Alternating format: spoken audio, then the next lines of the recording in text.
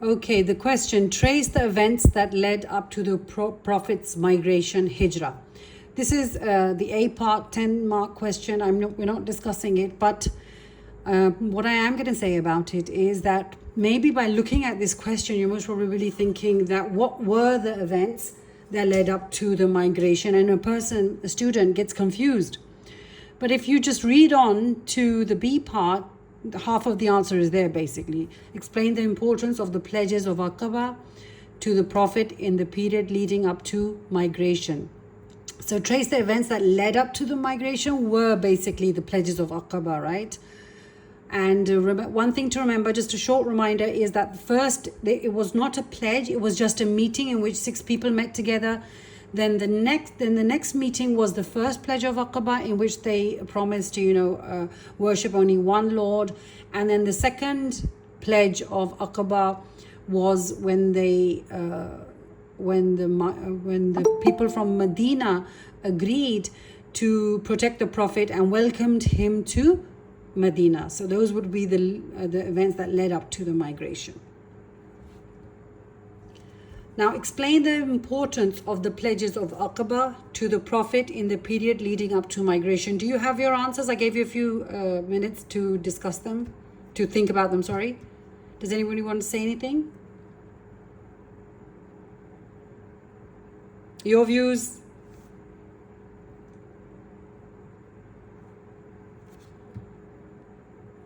Go ahead, Maham.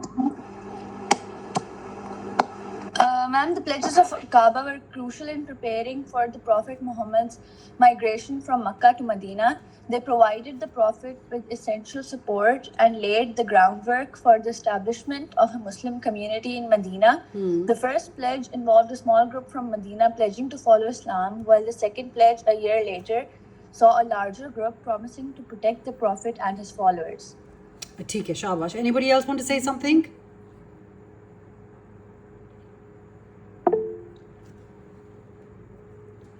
Let me see. The pledges gave the Prophet a sense of hope that he and his fellows could move to a place where they would be safe from violence and persecution in Mecca. Good, great. Anybody else? Of this first Islamic state? We can't hear you clearly. That were made between the Prophet and the people of Yathrib. In the year 621, the first pledge was signed, and in the year 622, the second pledge. These pledges were pivotal in the period leading up to the Hijrah. They provided a support base outside the Medina. They also opened the door to the Hijrah, the migration purposes. They also politically recognized the leadership of the Prophet Muhammad ﷺ, and they also gave a moral and strategic victory to the Prophet. Okay, good. Now, your answer was perfect, but there is one thing that I have to tell you all as students. The dates that you mentioned will be mentioned in A part. The first pledge, the first meeting, when did that take place? The first pledge, when did that take place? The third pledge, when did that, the second pledge, when did that take place?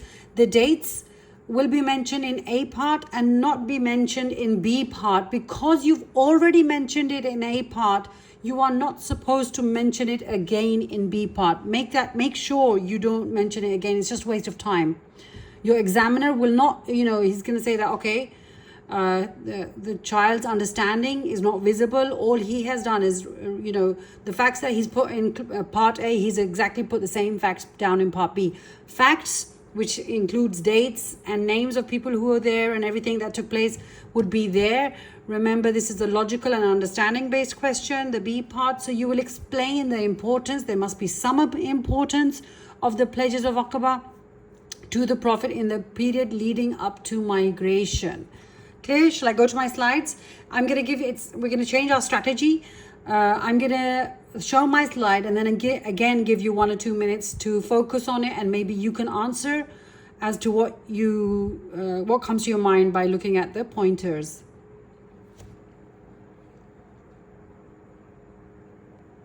would you like to give me your views as to what these pointers could mean? Aima, do you want to say something?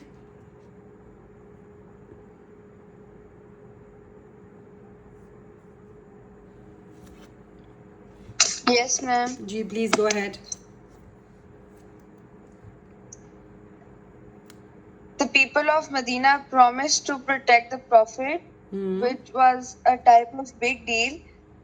It meant that he would have a type of political and physical protection from the people of Medina. Yes, so he got external support basically, because internally there was no one to support him.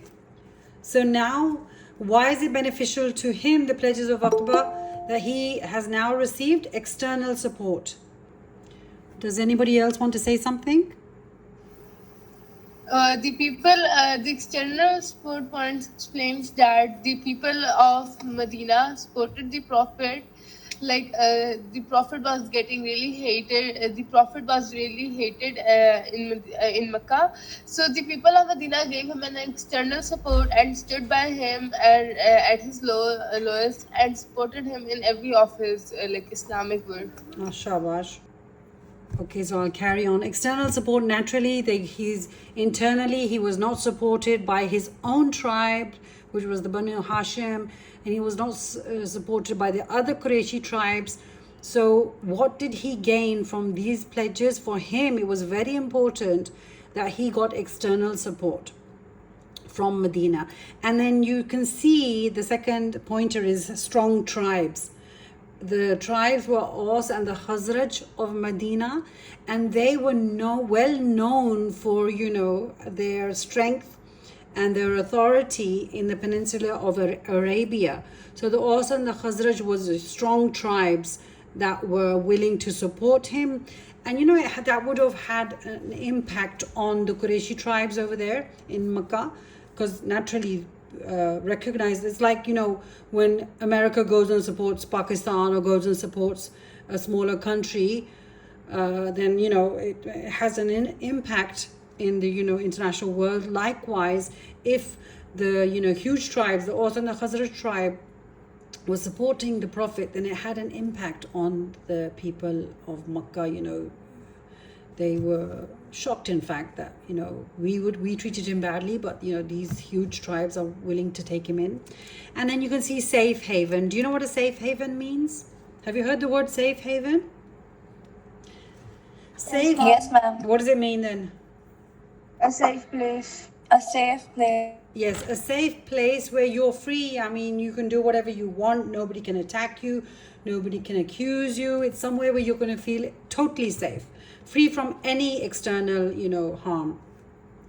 So Medina, because the second pledge, the third meeting, which was the second pledge, because they invited the Prophet over, right?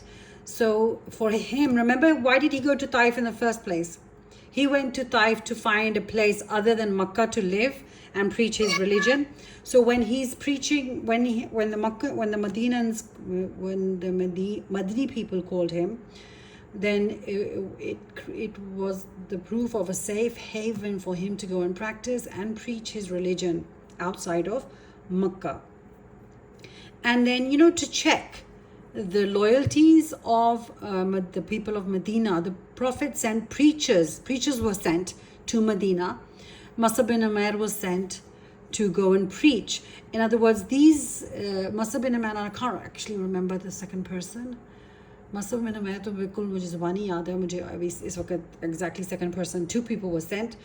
Musab bin Umair was sent, and they were sent as deputies of the Prophet, basically, to go and preach the religion, correct the society, so that they could also give feedback to the Prophet that are these people really willing, or whatever they claim to do, or support you, are they true to it? So preachers were sent to preach Islam. And then Medina was familiarized with Islam and the concepts and the ideology of Islam and the practice of Islam. So before the Prophet even went there, he had a place where he could easily merge in and easily, establish his new, statesmanship, basically. Okay, second pledge. Basically, then it was the first pledge. There was their confirmation of their faith, but the second pledge was an invitation to the Prophet sallallahu alaihi wasallam. So first, remember, when he was going to Taif, he went on his own. But now, if he's going to go to Medina, he was invited there. So there's a difference between an unwanted guest and an invited guest. So the second pledge was an invitation to the Prophet. So when you get an invitation, you feel more. You feel more warm to it or more open to it. So, and then in the second pledge, they also agreed to protect the Prophet ﷺ with their own lives. In other words, they were willing to sacrifice their own lives to protect the Prophet. So can you imagine how important that was? Because remember, in the 13 years that he was preaching in Makkah, how many, during the life of the Prophet, 17 assassination attempts were made upon him, and most of them were all in Makkah. So imagine protection of willing to protect the Prophet with their own lives. That had an effect on the Prophet also, because remember, over here in Makkah, it was really difficult for him to protect himself. Everybody was after his, life. They wanted to kill him.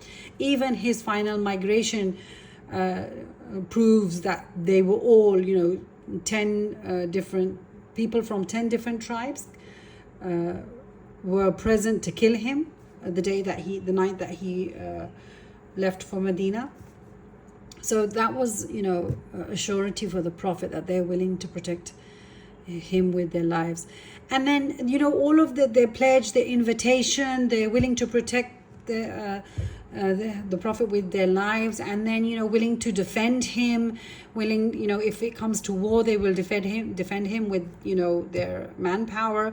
What did it show? It showed the love that they had visible for the Prophet.